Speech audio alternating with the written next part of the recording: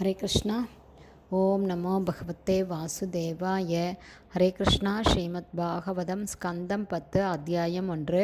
பகவான் ஸ்ரீகிருஷ்ணரின் தோற்றம் அறிமுகம் என்னும் தலைப்பில் பதங்கள் 5, 6, 7.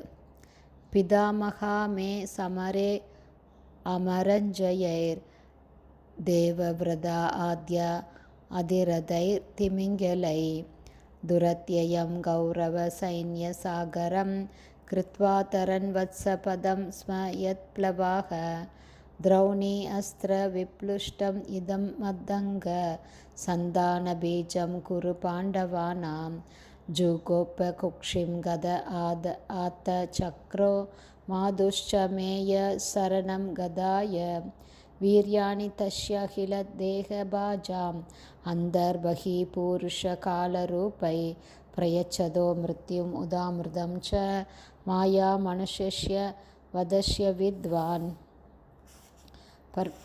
டிரான்ஸ்லேஷன்.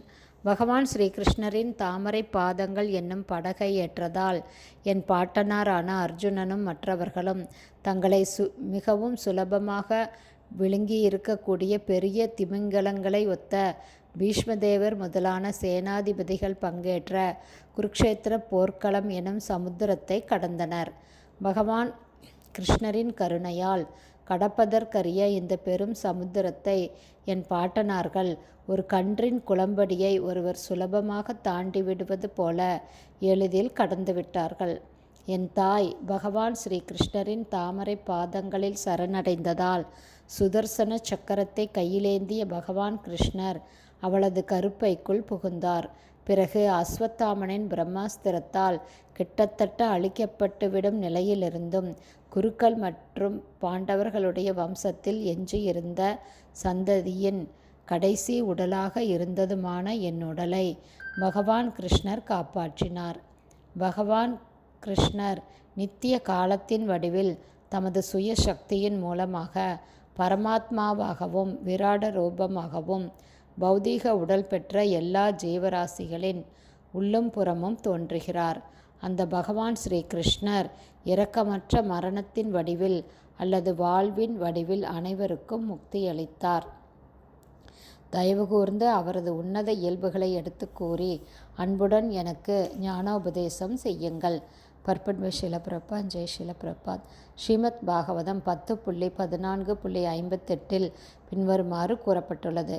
சமாஸ்ரிதா ஏ பத பல்லவ ப்ளவம் மகத் பதம் புண்ணிய யசோ முராரே பவாம்புதேர் வத்ச பதம் பரம் பதம் பதம் பதம் யத் விபதாம் ந தேஷாம்.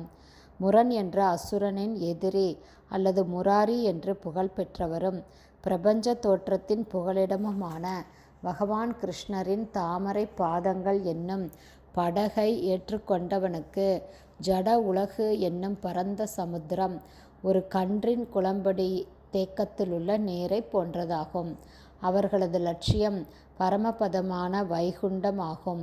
ஒவ்வொரு அடியிலும் ஆபத்துள்ள இடம் அல்ல என்பதே மேற்கூறிய ஸ்ரீமத் பாகவத ஸ்லோகத்தின் பொருளாகும். பகவான் ஸ்ரீகிருஷ்ணரின் தாமரை பாதங்களில் புகலிடம் தேடுபவன் உடனே பகவான் கிருஷ்ணரால் பாதுகாக்கப்படுகிறான். ஸ்ரீமத் பகவத்கீதையில் 18.66 பகவான் கிருஷ்ணர் பின்வருமாறு அதை உறுதி செய்கிறார். அகம் துவாம் சர்வ பாப்யேப்யோ மோக்ஷயிஷ்யாமி மா சுச்சக. என்னை சரணடைந்தால் எல்லா பாவ விளைவுகளிலிருந்தும் உன்னை நான் விடுவிப்பேன், பயப்படாதே என்பதே மேற்கூறிய ஸ்லோகத்தின் பொருளாகும். ஹரே கிருஷ்ணா. ஸ்ரீமத் பாகவதம் ஸ்கந்தம் 10 அத்தியாயம் 1. பகவான் ஸ்ரீகிருஷ்ணரின் தோற்றம் அறிமுகம் என்னும் தலைப்பில் பதங்கள் 5, 6, 7 ஸ்ரீல பக்திவேதாந்த சுவாமி பிரபுபாதாவின் விளக்க உரை அடுத்த ஆடியோவிலும் தொடரும். ஹரே கிருஷ்ணா. குருதேவ்க்கு ஜெய். பிரபுபாதுக்கு ஜெய். ஹரி போல்.